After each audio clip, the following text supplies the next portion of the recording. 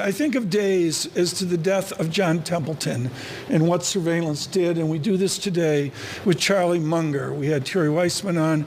Great to have Sam Stovall on, and Doug Cass with his intimate relationship with Berkshire Hathaway. We finished strong with Howard Marks, chairman of Oaktree Capital Management, and I must point out, author of not one, two, but three important books on investing, of what to do, and just as importantly, Howard, what not to do.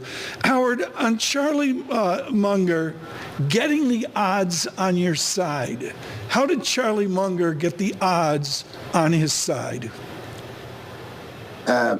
He started off with a brilliant mind and a brilliant partner. He intensively studied the financials, thinking about the long term. He never tried to guess what a company or a stock would do in the short term, and he held for many years. He was a great practitioner of sit on your hands, and he did it flawlessly. In the modern day and the modern media, I remember reading those annual reports, Howard, years ago. There was no financial media.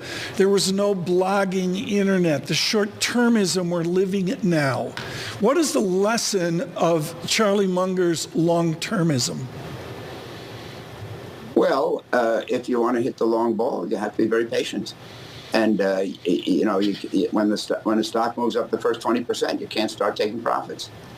Charlie and Warren have held things for decades. And the other thing is and Charlie always talked about this, you have very few moonshots. Charlie said within the last year that most of his wealth came from 4 decisions.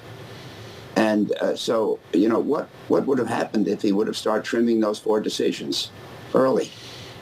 He certainly would not have accomplished what he did. And I think Warren would say the same thing. Maybe the number 4 would be a little different with Warren. But, Warren's famous for having said, put all your eggs in one basket. And I watched the basket really closely. And I think that it wasn't one basket, but the idea of concentration and patience, coupled with good decisions, makes for a great success. A concentration and patience don't accomplish anything if you can't make above average investment decisions. But putting it all together is the formula for success. Howard, you wrote in some of your thoughts about Charlie Munger that he had very definite opinions, in particular regarding the investment management industry. He viewed the industry with considerable skepticism, and while a member of it, I found myself in agreement with him more often than not. What exactly are you talking about in particular? I think both Charlie and Warren felt that our industry, relatively few members of it, made substantial contributions to their clients' wealth. Many more members were well paid. He was always one who questioned incentives. He says, you give me an incentive, I'll tell you the behavior. And I think that I think that Warren and Charlie viewed their operation. In fact, Warren said in quotes, not a partnership, not a corporation of partnership.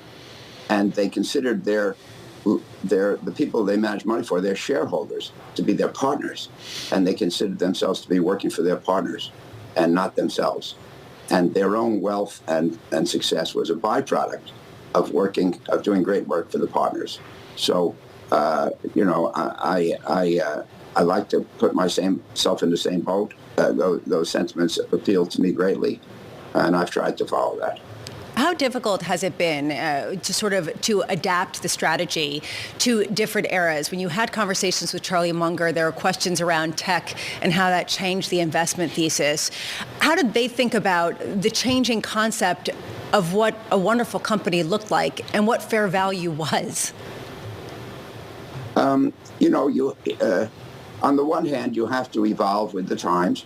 On the other hand, they never went full bore into the tech sector. They're famous for having made a lot of money with Apple. But, most tech, the way they said it, they put it on the too hard pile. And if you understand that your success will come from a small number of holdings. But that means you don't need 20, Right. 30, 30, 50, 60. You don't need to exploit all the sectors. You just have to find a few Right. great ones. Of course, on the other hand, Tom said that we're in a new era with all the communications we have.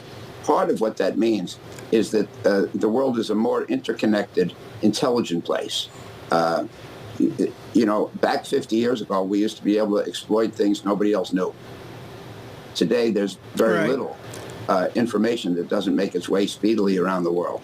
Howard, help us with one final question here to the future management of Berkshire Hathaway. They have from COVID buildup of cash of $412 billion out to $500 billion, $525 trillion. You and everybody else out there is living with explosive money market fund growth. You know the story in that. Forward here for Berkshire Hathaway, what's the best use of their and our mounds of cash? The people who run Berkshire today and will run it tomorrow understand the limitations of size. All things being equal, size makes it harder to outperform. They have the best probability of outperforming of any company their size, but their size will matter. And one of my professors at University of Chicago, I asked him afterwards, how would you manage a big fund? He'd say, I would index the core and manage the hell out of the periphery. And I would imagine that at their size, they'll have to move in the direction of something like that, although they will not give up on our performance. Howard Marks, thank you, with Oaktree Capital Management in remembrance of Charlie Munger.